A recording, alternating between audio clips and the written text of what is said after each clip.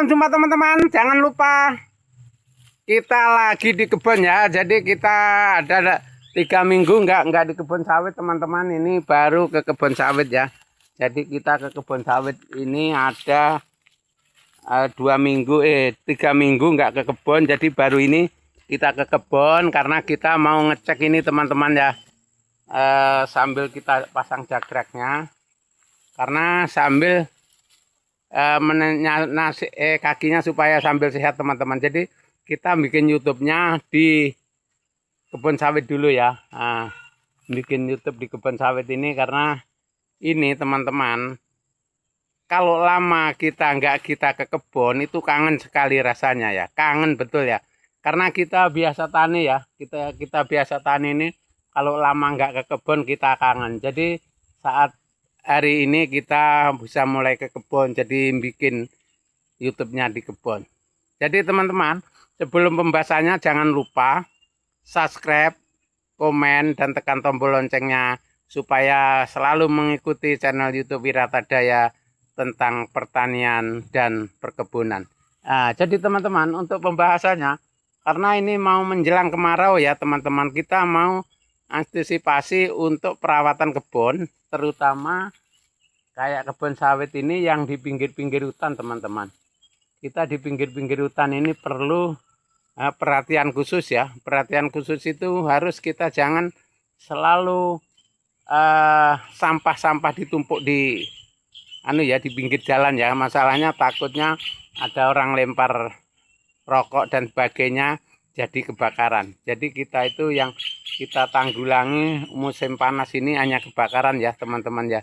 Jadi teman-teman yang jauh dari rumah harus waspada ya, yang punya kebun termasuk di pinggir-pinggir hutan, karena biasanya di Kalimantan ini setiap musim panas itu pasti ada kebakaran ya teman-teman ya, hutannya. Jadi gara-gara hutan kebakaran itu teman-teman, dari orang bakar sampah dia terbang langsung masuk ke kebun orang ya. Seperti 3 tahun yang lalu teman-teman, sempat kebun karet saya juga kebakaran ya, tapi nggak tahu arahnya kemana, api itu dari mana nggak tahu. Tahu-tahu ada orang ngantarin duit ke rumah ganti rugi katanya. Nah itu, padahal saya nggak merasa bahwa kita itu karet saya kebakar itu dari mana asal usulnya nggak tahu teman-teman. Jadi karena mungkin merasa salah yang punya api tadi, itulah datangi ngitung karet saya, dihitung. Nah, saya juga nggak minta, dia menyerahkan dana untuk ganti rugi matinya karet tadi teman-teman. Ya, musim begini teman-teman, jadi musim begini.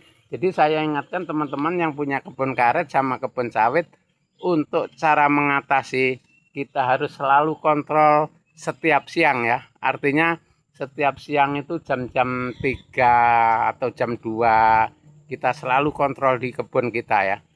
Setiap hari teman-teman kalau bisa, jangan sampai ada api kelihatan muncul di mana-mana di lingkaran kebun kita itu teman-teman. Kalau bisa ya, itu kalau bisa diusahakan begitu. Masalahnya musuh terbesar yang tidak bisa ditanggulangi hanya api ya, di daerah kita ini api sama air.